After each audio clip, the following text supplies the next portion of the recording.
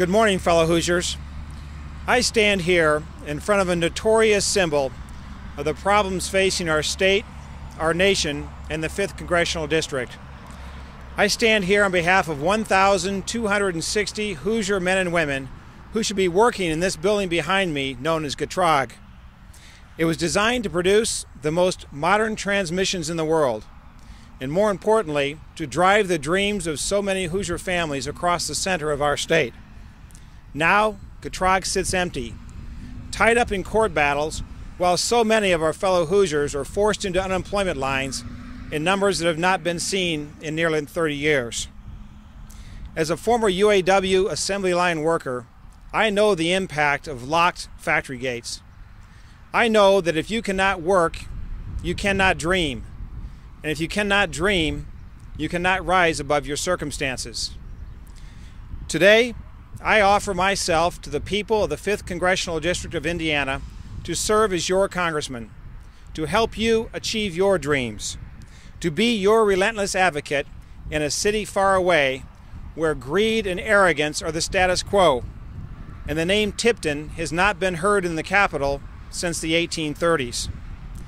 Many of the towns we love have been forgotten in Washington, from Bunker Hill to Bogstown, from Roanoke Station to Jackson Station. We people at the 5th District are desperate for a representative who puts someone first, like the people he represents. Someone who wakes up every morning asking, how can I best serve? I have the heart of a servant.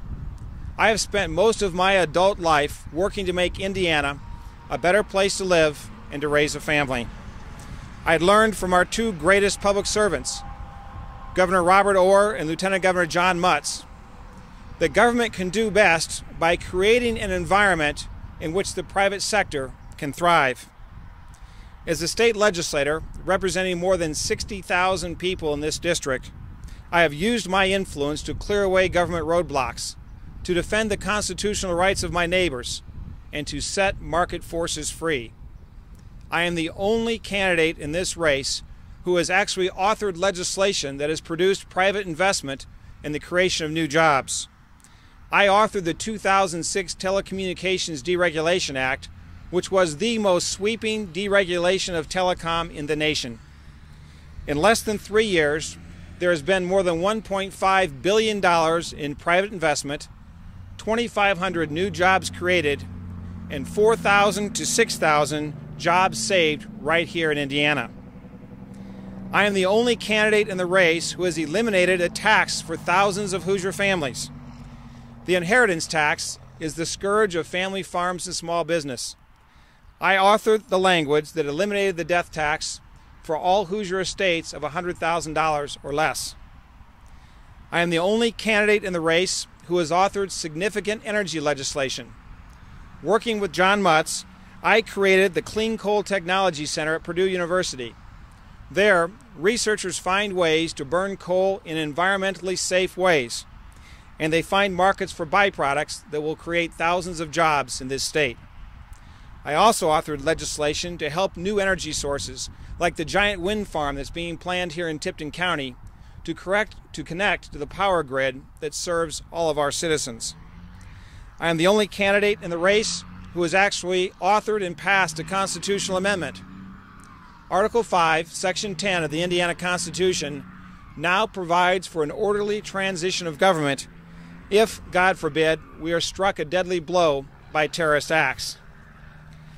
I have worked to protect the lives of our women and children by working with Senator Jim Merritt and Carl Brizzi to bring justice to those who would attack our pregnant women, and by working with Murray Clark to enact bail reform that is recognized by prosecutors as a significant tool in domestic violence cases. As a member of the Veterans Affairs Committee, I have worked to improve the lives of the veterans who have served us so well. Most of this I have accomplished while as a member of the minority party, circumstances much like those I will face in Washington. Our current congressman, on the other hand, has failed us. He has served, but he has not led. He has voted many times the right way, but there is a great difference between voting and leadership. Anyone can push a button, but only a person with vision can lead. Our congressman has spent more time poking his nose into ethnic rivalries on other continents than he has creating opportunity here in the 5th District. He has enjoyed the gravy train in Washington for nearly 30 years. That train must now come to a screeching halt. We must assign a crew that will transform that gravy train into an engine of change, an engine that clears obstacles from the path to prosperity. When I serve you in Washington, I will help drive the economic engine for all citizens of the 5th District. I will vigorously defend my neighbors against a bloated federal bureaucracy that seems to think that the country can tax and regulate itself to prosperity. I will resurrect the 10th Amendment as a preeminent concept of our democracy. I will aggressively advocate for the military capability to defend our shores against all enemies and to kill terrorists where they hide. We cannot afford to fail in our mission. The future of our state and our nation depend on people willing to chart the future. A future that your children and my children, Brendan and Kevin, of whom I am so proud, will find great possibilities. For my friends who have been with me today, thank you. And for my friends who have stayed away because they are in fear of taking on an incumbent, let me say this: do not be afraid. John Witherspoon, the signer of the Declaration of Independence and a Presbyterian minister, said in 1776, "If your case is just, if your principles are pure, and if your conduct is prudent, you need not fear the multitude of opposing hosts." Our campaign is just, our principles are pure, and our conduct will be prudent. I have led, and I will lead. Today, together, we begin restoring the American dream. Thank you.